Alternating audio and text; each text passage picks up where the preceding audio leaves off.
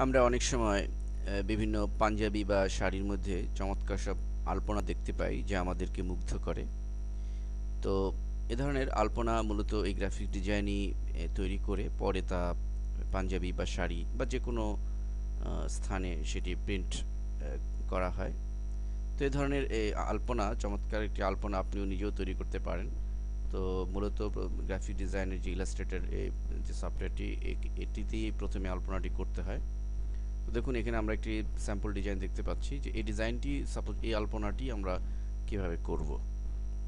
তো এই আলপনাটি করার জন্য প্রথমে যে কথাটি মনে রাখা দরকার সেটি হচ্ছে যে মূল যে ডিজাইন, মূল যে আলপনাটি সেটি আপনাকে সুন্দরভাবে কাগজে কলমে স্কেচ করতে হবে, অর্থাৎ ড্রয়িং করতে হবে। এরপরে সেটিকে স্ক্যান করে আপনার কম্পিউটারে ঢোকাতে হবে। এক্ষেত্রে মনে রাখা দরকার যে যদি আপনার এই আলপনা বা ড্রয়িংয়ের হ্যান্ড ভালো না থাকে, তো সেক্ষেত্রে চিন্তার কোনো কারণ নেই। সেক্ষেত্রে যারা ভালো আঁকিয়ে বা ভালো ড্রয়িং করতে পারে এরকম শিল্পী বা যে কোনো ড্রয়িং ম্যান দিয়ে আলপনা ড্রয়িং করে সেটি আপনার সেই কাগজটি কম্পিউটারে স্ক্যান করে আপনার কম্পিউটারে ঢুকিয়ে নিতে হবে। যে জেপিজি ফরম্যাটে বা বিএমপি যে কোনো ফরম্যাটে ঢুকিয়ে সেটির উপরে আমাদেরকে আপনি যদি ভালো ড্রয়িং ম্যান নাও হন, যদি আপনি আলপনাটি কোথাও থেকে আঁকিয়ে নিতে পারেন, তবুও আপনি সুন্দর একটি আলপনা তৈরি করতে পারবেন ইলাস্ট্রেটরে। তো আসুন আমরা কিভাবে এ ধরনের একটি আলপনা তৈরি করতে পারি। আমরা একটি আলপনা স্ক্যান করে ঢুকিয়েছি কম্পিউটারে। সাপোজ এই আলপনাটি, এটি আমরা কিভাবে ইলাস্ট্রেটরে আনবো দেখুন। ফাইল মেনুতে ক্লিক, দেন প্লেসে ক্লিক করার পর আমাদের আলপনা নামে একটি ফাইল রয়েছে জেপিজি ফরম্যাটের। এখানে মনে রাখতে হবে যে এখানে যদি লিঙ্ক, এই যে বাটনটি রয়েছে এটা যদি টিক চিহ্ন থাকে তা উঠিয়ে দিতে হবে। এরপরে আলপনাটি সিলেক্ট করে আমরা প্লেস বাটনে ক্লিক করব। তো প্লেস বাটনে ক্লিক করার পরে আলপনাটি আমাদের এখানে প্লেস হলো।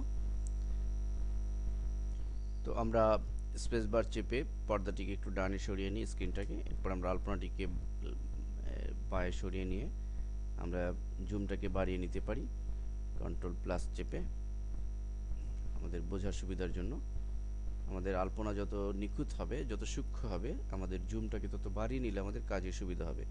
এখন দেখুন এটি যদিও একটি সিম্পল আলপনা, কিন্তু জটিল আলপনাও আপনি অনায়াসে, যদি আপনি ড্রয়িং করে স্ক্যান করে কম্পিউটার ঢোকান এবং এর উপর আপনি অনায়াসে করতে পারবেন। তো এটা এই জন্য আমরা যে টুলটি ইউজ করবো সেটা হচ্ছে পেন টুল।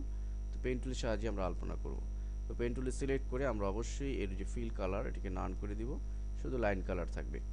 তো এখন দেখুন আমরা প্রথমে সে এই অংশটুকু আমরা ড্রয়িং করব। তো প্রথমে আমরা এভাবে পেন টুলের সাহায্যে, এরপরে সোজা যেহেতু এটা শিফট চেপে, এটাও শিফট, এভাবে স্ট্রেট যে সমস্ত অংশ রয়েছে আমরা শিফট চেপে এটিকে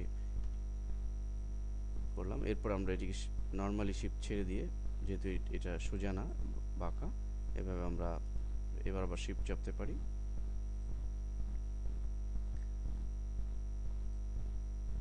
তো এভাবে আমরা,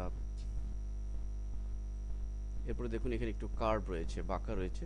তো যেহেতু বাঁকা রয়েছে, আমরা জানি যে পেন টুলে কাজ করার সময় অবশ্যই আমাদের বাঁকা অংশটুকু আমাদের কার্ভ করে দিতে হবে। এই জন্য আমরা এইভাবে ধরে মাউস ড্র্যাগ করে আমরা একটু বাঁকা করে দিলাম।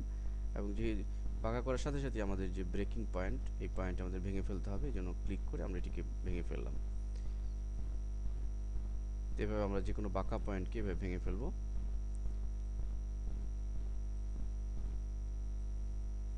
আবার এখানেও বাঁকা রয়েছে, অতএব এই পদ্ধতিতে আমরা এটিকে ভেঙে ফেলবো। তো এরপরে সর্বশেষে আমরা এভাবে যে স্টার্টিং পয়েন্ট রয়েছে এখানে ক্লিক করে এটিকে জোড়া লাগিয়ে ফেলবো। আমাদের যখন এই অংশটুকু কমপ্লিট হলো, তখন আমরা সিলেকশন টুলটি দিয়ে দিয়ে আমরা এই অংশটুকু, যে অংশটুকু আমরা পাথ করলাম, এটিকে পাথ বলা হয়, খুবই গুরুত্বপূর্ণ। তো এই পাথটিকে আমরা একটু সরিয়ে নিয়ে আসলাম, আমাদের স্ক্রিনের এই জায়গাটাতে নিয়ে আসলাম। তো এরপরে আমাদের আমরা জুম ছোট করে এরপর আমরা দেখে নেব যে আমরা কোনটা করব। সাপোজ আমরা এখন এই অংশটুকু করতে পারি। তো এই অংশটুকু করার জন্য আমরা একই পদ্ধতিতে এখানে একটি ক্লিক, শিফট চেপে এখানে ক্লিক,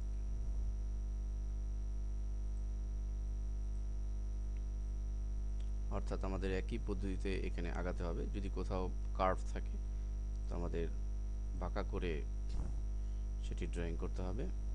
তো এভাবে আমরা, এখানে দেখুন আমরা যে কার্ভটি এবং এভাবে সবশেষে স্টার্টিং পয়েন্টে এনে আমরা এটিকে জোড়া লাগিয়ে ফেলবো। এবং এই অংশ যখন কমপ্লিট হলো, তো একইভাবে আমাদের এটিকেও আমরা সরিয়ে ফেলবো ঠিক এই পজিশনে।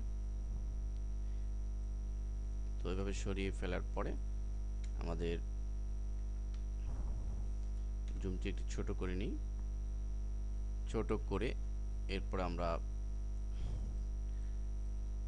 আমাদের যে ডিজাইনের যে অন্যান্য যে সমস্ত যে অংশটুকু রয়েছে, এটা এটা এই ধরনের যতগুলো অংশ রয়েছে সবগুলো অংশ এইভাবে আমাদের পাথ করে আলাদা অবজেক্টে পরিণত করতে হবে।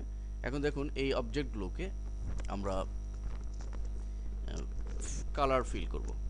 আমরা যদি আমাদের মূল ডিজাইনে চলে যাই, আমরা দেখতে পেয়েছি যে বিভিন্ন কালারে এটি ছিল। তো আমরা যদি কালার ফিল করি, তো আমরা কালার ফিল করার জন্য এখানে ফিল কালার যেহেতু নান রয়েছে, তো আমরা ফিল কালারে এখানে সাপোজ আমরা এখানে একটা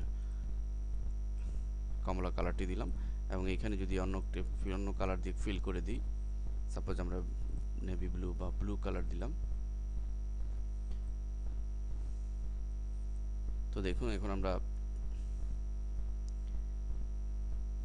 তো এভাবে আমরা চমৎকার কোনো আলপনা তৈরি করে ফেলতে পারি, যেটি আমরা এই আলপনাগুলোকে সম্পূর্ণ আলপনা কমপ্লিট হলে পরে সেটি আমরাকে গ্রুপ করে আমরা সেটি ইলাস্ট্রেটরে ইউজ করতে পারি, অথবা আমরা ফটোশপে আমাদের যে গ্রাফিক্সের যে আরেকটি সফটওয়্যার ফটোশপ, সেটিতেও আমরা ব্যবহার করতে পারি।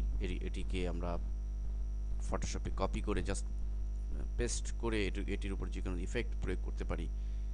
তো এখানে মনে রাখতে হবে যে আলপনা আপনার যত সুন্দর এবং যত নিখুঁত আমি করতে চাই, সেক্ষেত্রে অত্যন্ত সময় নিয়ে ধৈর্যের সাথে অত্যন্ত ধীরে ধীরে আপনাকে আলপনা ড্রয়িং করতে হবে কম্পিউটারে। তো আপনি যদি ভালো আঁকিয়ে নাও হন, সেক্ষেত্রে যে কোনো ড্রয়িং ম্যান দিয়ে এটিকে ড্রয়িং করে তারপর আপনি এটির উপর যে কোনোভাবে আপনি সুন্দরভাবে একটি আলপনা ড্রয়িং করে ফেলতে পারেন। ধন্যবাদ।